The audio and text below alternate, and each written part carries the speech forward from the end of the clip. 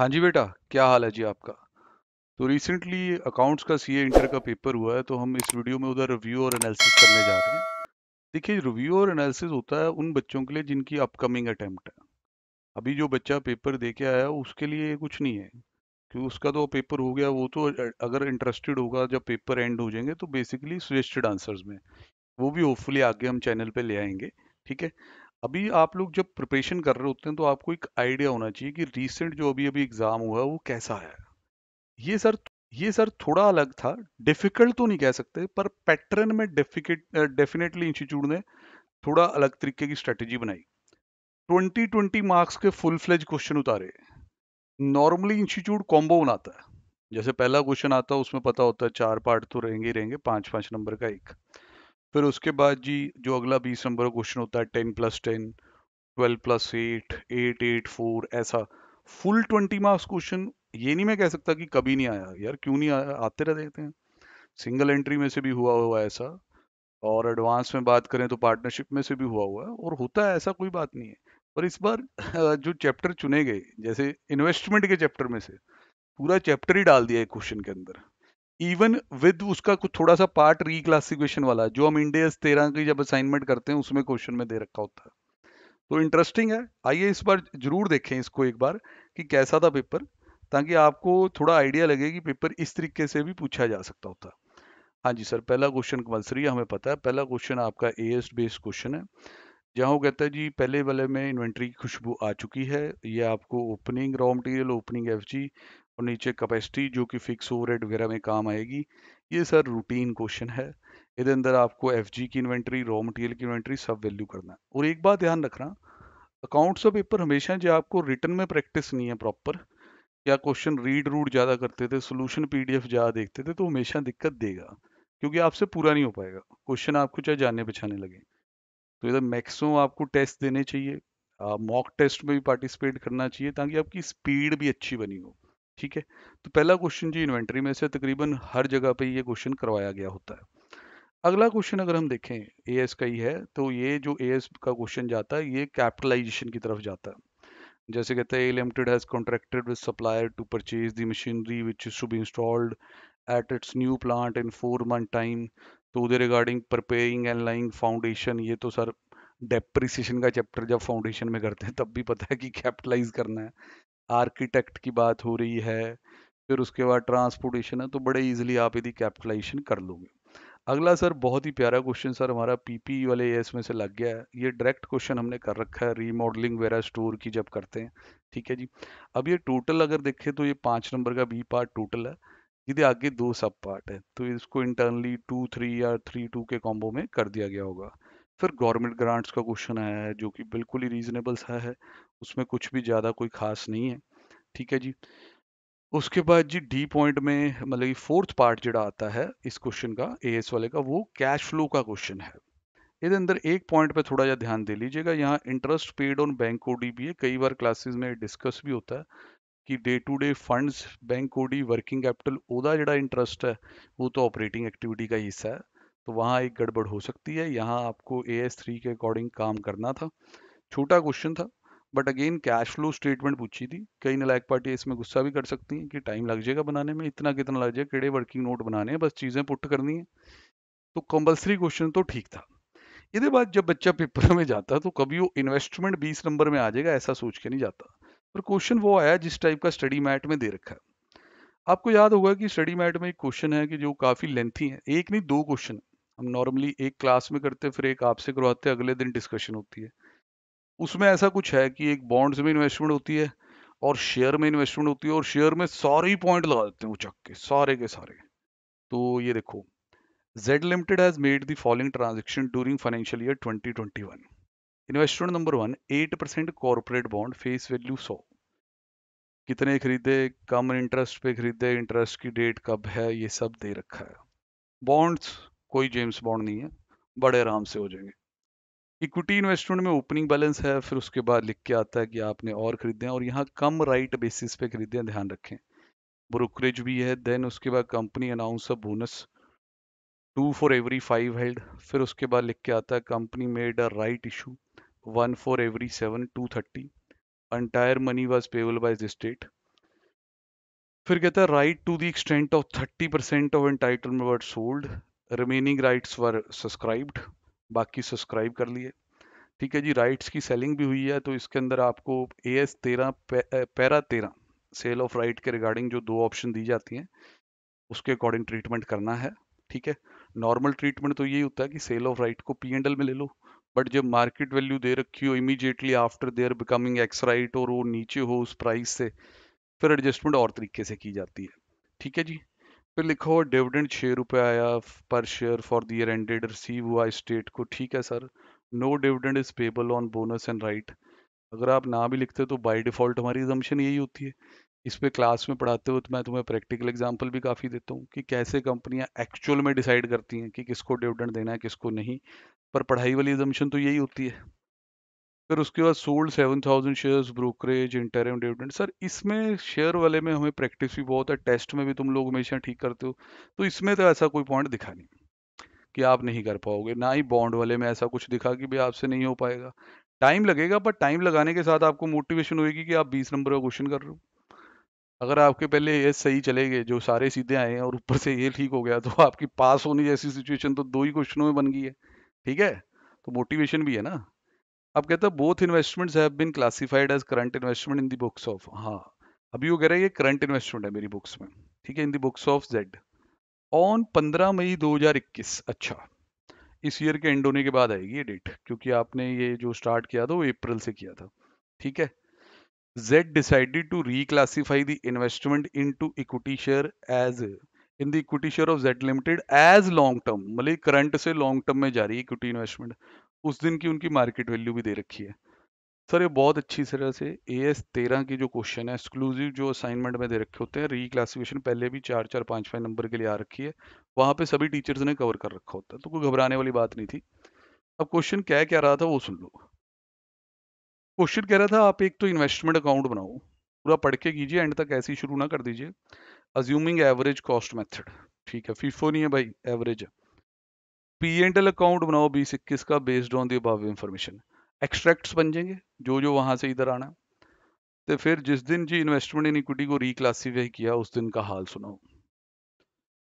Systematic way में एक एक चीज का जो बंदा आंसर करेगा वो नंबर लेके जाएगा। नंबर 1 में 2 इन्वेस्टमेंट अकाउंट बनाने चाहिए, क्योंकि स्क्रिप्ट वाइज बनना चाहिए, बॉन्ड्स का अलग शेयर्स का अलग। नंबर 2 पार्ट में देखना चाहिए कि ऊपर से हमने P&L की तरफ क्या क्या इशारे किए वो यहाँ आएगा।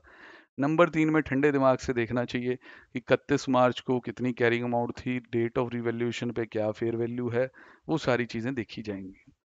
मतलब पूरा इन्वेस्टमेंट का चैप्टर इंक्लूडिंग इट्स AS वाला जो क्वेश्चन होता है वो इसके अंदर समा रखा, पूरा पैकेज क्वेश्चन डाला भाई साहब। मनोहर ऑफ मोहाली, अच्छा जी, अब हम थर्ड क्वेश्चन पे आ गए। 10 नंबर का क्वेश्चन है ब्रांच का। Has a branch at Noida to which goods are sent supplied from Mohali but cost there of is not recorded in the HO books. 31 March को ब्रांच की बैलेंस शीट ये है। ठीक है जी, जो टेलिड है बिल्डिंग एक्सटेंशन अकाउंट को क्लोज कर दिया गया है, building has been transfer to HO, entry कर दी होगी, बिल्डिंग पे खर्चा करने के बाद उसकी एंट्री कर दी होगी HO टू बिल्डिंग। ठीक है, तो उसमें कोई घबराने वाली बात नहीं है। 6 महीने में क्या क्या हुआ वो बता रखा है, बैलेंस शीट आप देख सकते हैं, इससे अगले 6 महीने का हाल यहाँ है। अभी आपसे पूछता क्या है, कहते हैं set out the HO account in the Noida books, branch की बुक्स में HO का अकाउंट बनाओ and branch balance sheet as on this. Also give the journal entry in the Noida's books. ऐसा भी एक सवाल हमारे पास है जहाँ पे हम पूरी वो बुक राइटिंग करनी शुरू कर देते होते हैं कि यार ये एंट्री HO में जाएगी, ऐसे होगा, और ये टाइम लेगा ये वाला भी, क्योंकि इसमें प्रॉपर बैलेंस शीट तक टैली करनी है, जर्नल एंट्रियाँ पूछी हैं। तो again coming back to that thing, time management बहुत इंपॉर्टेंट है सर। बहुत लोग इसमें फंबल करेंगे जिनको लगेगा कि टाइम रन आउट हो रहा था, आप अपा बहुत ही पीछे हैं अभी, तो स्पीड बढ़ा लो बेटा अपनी, पहले ही कहता हूँ। 10 नंबर का एक और सवाल इसमें, mister Arun run business of readymade garment. ठीक है, बैलेंस शीट दे रखी है, नॉर्मल सी बैलेंस शीट है, कोई भी देखने में खास पॉइंट नहीं है। लो जी, सिंगल एंट्री खुशबू आ गई। इनकम्प्लीट रिकॉर्ड का सवाल, बस वही, sale for the year ended were 20% higher than the sale of previous year. Sir कितनी बार करवाओगे ऐसी बातें, ये आ गई पिछले साल की सेल, 20% ऐड कर लेंगे, फिर कैश क्रेडिट स्प्लिट कर देंगे। पेमेंट फॉर परचेज पर ऑल बाय चेक, अब कोई कैश कुछ लेके भागेगा भी खुशबू, तो ये भी आ रही है। Goods were sold for cash and credit, credit customer पे बाय चेक ओनली, भाग यार, वो चोरी चोरी वाला कहाँ बंदा, ऐसा है कुछ। हाँ ये देखो, cashier absconded with the available cash. कर रखे हैं sir, as a question test में भी कर रखे हैं हमने। तो भाई इस चीज को आपको आना चाहिए था, but again for 10 marks speed होनी चाहिए अच्छी, ठीक है। Another 20 marks question, 20 marks question this time from final accounts. काफी टाइम लगाया जाता है इस पे, काफी ज्यादा, और ये क्वेश्चन काफी लेंथी होते हैं। और इसमें एक चीज देखी जाती है, पास्ट देखें तो आरटीपीज में क्वेश्चन है proper P and L balance sheet वाले, पर पेपर के अंदर क्वेश्चन नहीं थे इतने तगड़े वाले कि जो सब कुछ बनवाए। मैं आपको एक बताऊं, जैसे ये इन्वेस्टमेंट का सम है ना, वैसा ये फाइनल अकाउंट का सम है। ये ऑलमोस्ट सारा चैप्टर कवर कर। तो पहले ट्रायल जी नॉर्मल वे में दिया हो, प्रोविजन फॉर डेप्शन भी है यहाँ पे, अकोमुलेटेड डेप्शन, सस्पेंस अकाउंट पक्का कुछ ना कुछ किया होगा जिसकी वजह से ये है। ऐसा एक सवाल मॉड्यूल में भी किया जाता होता, तो वहाँ वो पूरा कारण बताते हैं कि सस्पेंस अकाउंट में क्या है। अब नीचे एडजस्टमेंट देखते हैं, ऑथराइज कैपिटल आ रही है। नीचे कहता है जी इशूड कैपिटल शुरू में इतनी थी, फिर director made a call of 40 rupee per share, shareholder could not pay this call and shares were forfeited and reissued at 90 rupees per share fully paid up. ठीक है जी, a shareholder could not pay the call on 100 rupee, 100 share, तो share forfeit कर दिए गए थे। ठीक है, अब ये सारा जड़ा है उदा भी हिसाब किताब आपको करना है, पर इसमें इन्होंने सस्पेंस की तरफ कोई रेफरेंस नहीं किया। ये इतना पॉइंट अगर आप स्टडी मटेरियल को क्वेश्चन याद करें उसके अंदर भी है।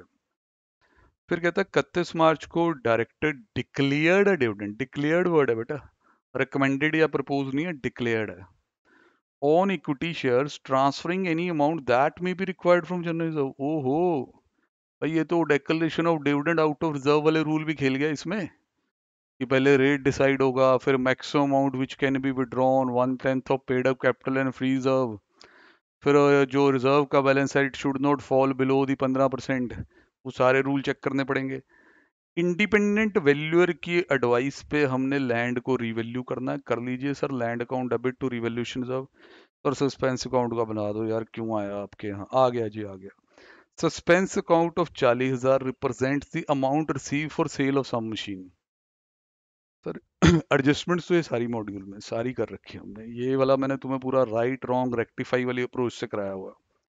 40,000 रुपए जो आ रहे हैं वो सेल ऑफ मशीन के आ रहे हैं, सस्पेंस अकाउंट में बैठे हैं। मतलब भाई साहब आपने मशीन बेची, आपको bank account debit to machine लिखना चाहिए था, आप निकम्मे bank account debit to suspense लिख के बैठ गए। देख रहे हैं कि नहीं। अब कहता है ये जो मशीन बेची थी वो इस दिन ही बेच दी थी, कॉस्ट ऑफ मशीनरी थी इसकी 1 लाख रुपए, तो डेप्रिसिएशन थी इस पे अकोमुलेटेड 30,000 रुपए, तो 70,000 की डब्ल्यूडीवी वाली 40,000 में बेची थी, 30,000 का वहां लॉस बुक होना चाहिए था, तुम सस्पेंस अकाउंट खोल के बैठ गए। कोई नहीं सर, अब करा देते हैं, सस्पेंस अकाउंट क्रेडिट हुआ हुआ डेबिट कर दें, लॉस ऑन सेल डेबिट कर लें, तो मशीन्स और कम्युलेटेड ऑप्शन को रिस्पेक्टिवली ट्रीट कर लें, मशीन क्रेडिट हो जाएगी, कम्युलेटेड डेबिट। और अगर ऐसे टेक्निक से नहीं करते हैं तो रफ वाला वर्जन, बेटा लॉस पी एंड एल में दिखा देना, सस्पेंस अकाउंट तो आएगा ही नहीं, मशीन में से इतना माइनस कर देना, ऐसी वाली एक्सप्लेनेशन अपनी होती नहीं है। Depreciation to be provided on plant and machinery 10% of the cost. अब वो आप cost of the plant and machinery ये देख लो, इसमें से वो कॉस्ट एडजस्ट कर देना जड़ी बिकी हुई है पर आपने एंट्री नहीं की, जो शुरू में बिक गई थी, बची हुई पे 10% डेप्शन लगा लें, गुडविल को मोटाइज कर दें। सर 20 मार्क्स के लिए तो मस्त है सर। जो ही कम रूल भी बनाते हैं कि लाइक 180 मार्क्स मिनट्स, 100 मार्क्स, तो 1.8 मिनट पर मार्क्स। कई जगह पे आप क्वेश्चन की गहराई के हिसाब से 2 मिनट पर मार्क्स भी खेल सकते होते हैं, तो वैसे भी 20 मार्क्स क्वेश्चन के 36 मिनट तो बनते ही हैं। एग्जाम जैसी सिचुएशन में जब आप पूरे वार्म अप है, अच्छे प्रिपेयर होकर गए हैं, तो 36 मिनट बहुत बड़ा टाइम होता है, स्पीड काफी होनी चाहिए आपकी उस वक्त। अब कहते हैं जी बैलेंस शीट बनाओ, स्टेटमेंट ऑफ प्रॉफिट लॉस बनाओ, नोट्स दो। ये क्या ऐसा क्वेश्चन था कि जिसमें अगर आप ठीक तरीके से समझ लें चीजें, क्योंकि अगर आपने मॉड्यूल कर रखा है फिर तो आपके यहाँ प्लस पॉइंट है, क्योंकि ये आपने कर रखा, उसमें था क्या होना है, ये भी मॉड्यूल में दिया हो, ये भी दिया हुआ है। बस ये डिविडेंड के रूल दिए हुए हैं पर इस क्वेश्चन में नहीं दिए हुए, वो दूसरी तरफ है, वो इंटीग्रेट करने पड़ेंगे रूल्स थोड़े से आपको। और ये डिक्लेयर है, प्रपोज नहीं है।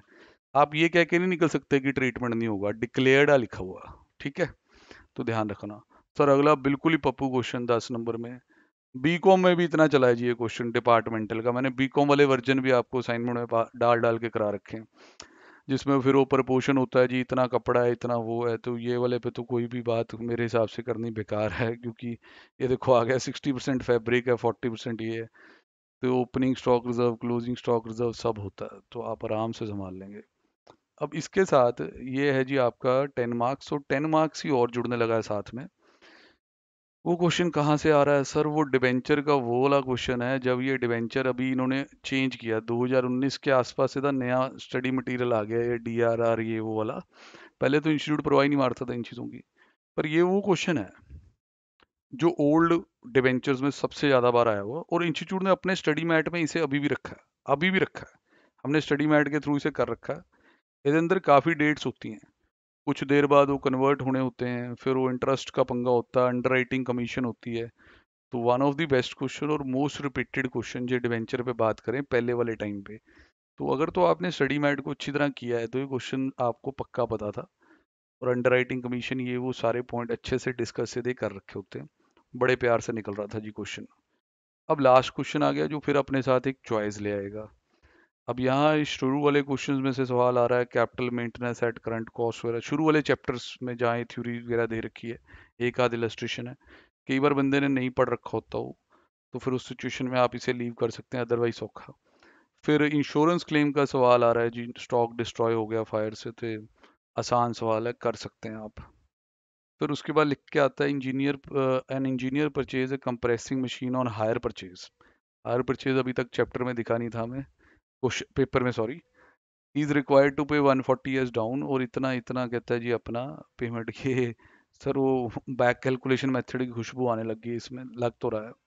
इंटरेस्ट 12% है, तो आपको कैलकुलेट करना है total cash price and interest paid in each instalment. Yes sir, ये रिवर्स ही होगा, क्योंकि वैसे तो इसमें कोई कैश प्राइस वगैरह है नहीं है, रेट ऑफ इंटरेस्ट है, तो इंस्टॉलमेंट्स को रिवर्स करते जाएंगे। सर ये अब आ रहा है जी प्रॉफिट प्रायर वाला सवाल। अब इसमें पूछा क्या है, पढ़ लें थोड़ा ध्यान से। कहता है एस लिमिटेड इनकॉर्पोरेट हुई 30 नवंबर को to take over the running business of mister S, और the expenses debited to P&L। कहता है ये सारे हैं, ठीक है। अच्छा, नालायक पार्टियां की वो हो जाएंगी इधर उधर कि भैया ये तो अमाउंट ही लिखने भूल गया। बेटा ध्यान से देख, उसने पूछा क्या है, you are required to determine the basis of apportionment. कहता है यार आप बेस बता दो बस।